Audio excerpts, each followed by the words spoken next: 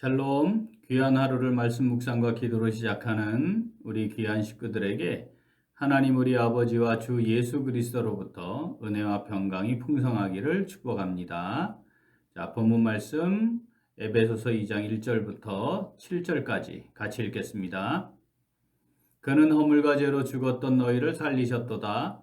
그때에 너희는 그 가운데서 행하여 이 세상 풍조를 따르고 공중의 권세 잡은 자를 따랐으니 곧 지금 불순종의 아들들 가운데서 역사하는 영이라.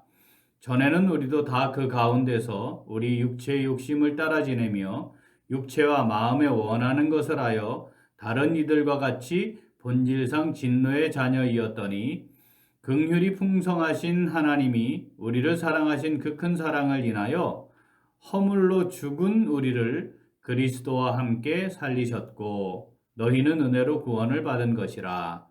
또 함께 일으키사 그리스도 예수 안에서 함께 하늘에 앉히시니 이는 그리스도 예수 안에서 우리에게 자비하심으로써 그 은혜의 지극히 풍성함을 오는 여러 세대에 나타내려 하심이라. 아멘. 허물과 죄로 죽어있는 사람의 모습은 참으로 비참한 상태입니다.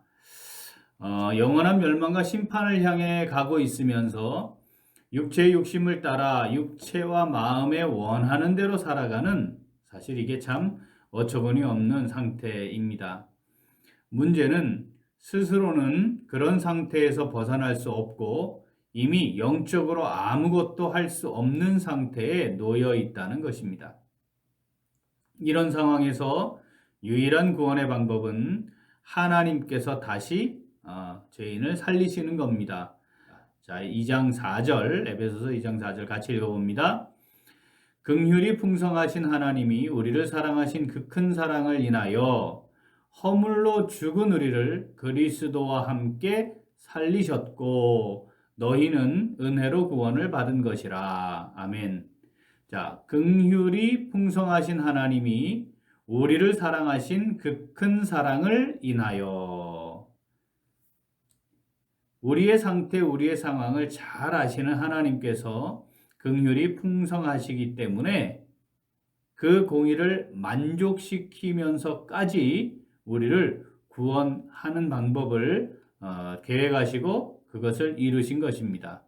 자, 긍휼이라는 말은 불쌍히 여긴다 이런 뜻이죠. 전제가 뭐냐면 함께 느끼는 겁니다. 그래서 동정한다, 같은 정서적으로 같은 상태에 있다, 그 같이 느낀다 이런 의미이죠. 마음을 충분히 이해하고 받아들이며 또 깊은 깊은 내면에까지 같은 마음을 지니는 것. 자, 이것이 긍휼입니다. 그 긍휼하심이 허물과 죄로 죽었던 우리에게 베풀어지게 된 것. 자, 그것은 우리의 모든 것을 다 품고 용납하시는 크신 사랑의 하나님이시기 때문이다. 라고 말씀하시는 겁니다. 긍휼이 풍성하신 하나님이 우리를 사랑하신 그 큰 사랑을 인하여 아멘. 허물과 죄로 죽었던 우리를 살리셨다라고 선언합니다. 이 사랑이 이 긍휼하심이 베풀어지도록 한 이 지극히 크신 그 큰 사랑이 우리를 구원하시기 위해 하나님의 공의를 만족시키기 위한 구체적인 계획을 세우시고 그것을 예수 그리스도를 통해 성취하도록 하신 것입니다. 오늘 이 말씀, 내게 주시는 말씀으로 묵상하며 순종하는 성도들 어떻게 행합니까? 자, 하나님의 사랑을 따라 긍휼히 여기며 살아갑니다. 한 번 더. 하나님의 사랑을 따라 긍휼히 여기며 살아갑니다. 하나님의 긍휼히 여기심을 아는 성도는 그 크신 사랑과 은혜에 감사하고 또 감사하며 살아가게 되어 있습니다. 그게 지극히 정상적인 것이죠. 그러한 마음은 그 하나님의 그 큰 사랑과 긍휼을 아는 성도의 마음은 반드시 다른 사람을 향해 그것이 표현되게 되어 있습니다. 동병상련 이런 말이 있지 않습니까? 하나님의 긍휼히 여기심을 아는 성도, 긍휼히 여기심에 감사하는 성도는 다른 사람들을 긍휼히 여기며 살아갑니다. 같은 마음을 갖는 거죠. 그의 상황, 형편, 처지를 이해하고 받아들이고 같은 마음을 갖는 것이죠. 도무지 어떻게 할 수 없이 지속적으로 허물과 죄를 반복하는 나의 상태 때문에 힘들고 어려운 상황들을 반복하며 어찌할 수 없어 안타까워하고 있는, 그러며 또 눈물을 흘리고 있는, 그렇게 지냈던 나의 상태를 너무도 잘 알기 때문에 그런 상태에 놓여 있는 다른 사람들의 마음을 이해하게 되고 같이 그런 마음을 품게 되므로 어떻게 공감하고 동감하니까 긍휼히 여기게 되는 것입니다. 하나님의 긍휼히 여기심을 체험하는 성도들은 하나님 앞에서 내가 가장 큰 죄인임을 고백하지요. 우리가 1만 달란트 빚진 것을 탕감받은 그 마음을 이해하는 겁니다. 그래서 하나님 앞에 하나님 내가 참 용서받을 수 없는 너무나 큰 죄인입니다. 그렇게 이해하고 고백하기 때문에 다른 사람들의 허물과 죄에 대해서는 아주 작고 보잘것없는 것임을 깨닫게 되고 그래서 당연히 긍휼히 여기게 되는 것입니다. 마태복음 18장에서는 이것을 주님께서 비유로 말씀하셨습니다. 임금에게 빚진 그 1만 달란트 탕감받은 사람, 그리고 다른 사람은 나에게 100데나리온 빚진 사람인 거죠. 자, 그때 임금이 이렇게 말을 합니다. 마태복음 18장 33절 같이 읽어볼까요? 내가 너를 불쌍히 여김과 같이 너도 내 동료를 불쌍히 여김이 마땅하지 아니하냐 하고 아멘.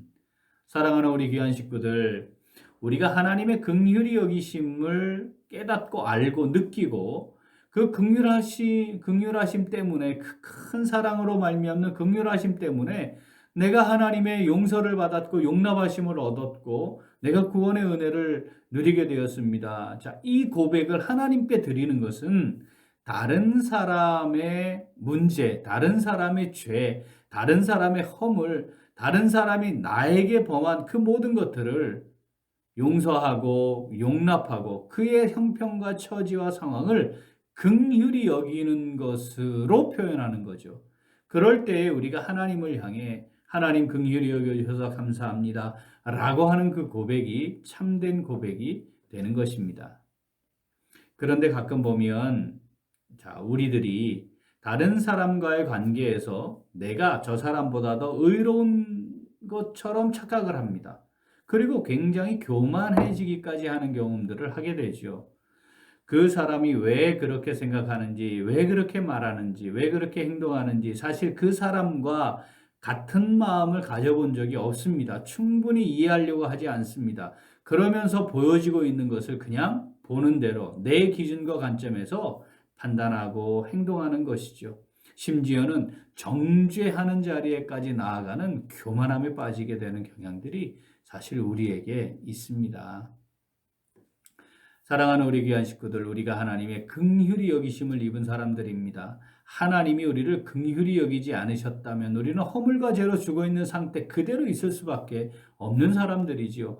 우리를 향한 하나님의 크신 사랑이 우리를 긍휼히 여기게 하셨고 그래서 용납하심을 받았습니다. 이걸 잊지 말아야 합니다. 사랑하는 우리 귀한 식구들, 하나님이 오늘을 우리에게 허락하셨습니다. 우리가 여러 사람들을 또 만나지 않겠습니까? 또 여러 일들을 하지 않겠습니까? 관계들이 유지되거나 또 새로운 관계들을 맺지 않겠습니까? 내가 하나님의 긍휼히 여기심을 받은 사람이다. 이걸 우리가 기억합시다. 그리고 다른 사람들과의 관계 속에서 하나님의 긍휼히 여기심을 받은 나의 모습, 하나님의 큰 사랑으로 인해 베풀어진 이 긍휼히 여기심을 나는 어떻게 지금 표현하고 있나? 나는 어떻게 감사함으로 고백하고 있나? 나는 긍휼히 여기심을 받은 사람으로서 나는 이 상황을 어떻게 해야 할까? 우리가 말씀 묵상하면서 기도하면서 오늘 하루 그리고 우리 남은 날들을 긍휼히 여기는 복된 삶을 살아갈 수 있게 되기를 간절히 소원합니다. 아멘. 우리 같이 기도하겠습니다. 허물과 죄로 죽었던 우리를 크신 사랑으로 긍휼히 여겨주셔서 살려주신 하나님 아버지, 그 은혜에 진심으로 감사드립니다.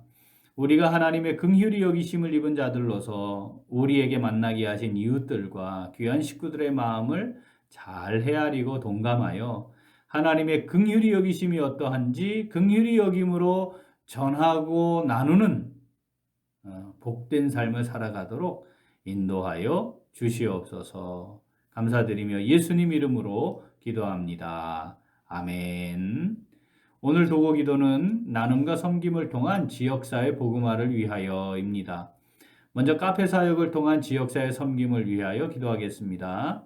우리 스터디 카페 꿈틀을 찾는 여러 불신자들이 카페를 통해 쉼을 제공받고 카페가 복음을 전하는 접촉점이 되며 우리 마을학교를 위해 수고하시는 양승윤 최연선 선교사님과 그리고 또 주말에 자원봉사하시는 우리 귀한 권사님들께 하나님의 은혜가 늘 함께 하시도록 기도하겠습니다. 또한 지역사회가 필요로 하는 사역을 통한 복음화를 위하여 기도하겠습니다. 우리 교회가 지역사회에 꼭 필요한 선한 이웃, 좋은 이웃으로서 하나님의 따뜻한 사랑을 전할 수 있도록 함께 기도하겠습니다. 이어서 육신의 연약함으로 치료 중에 있는 식구들과 생활에 어려움을 겪고 있는 식구들과 군 복무 중인 형제들과 타 지역에서 머물고 있는 우리 교회 식구들과 학업 중에 있는 우리 청년들을 위해 기도하시고, 자, 코로나 상황이 진정되고 백신 접종이 신속하게 이루어지고 또 모든 교회 사역들이 회복되도록, 그리고 위드 코로나 준비하고 있지 않습니까?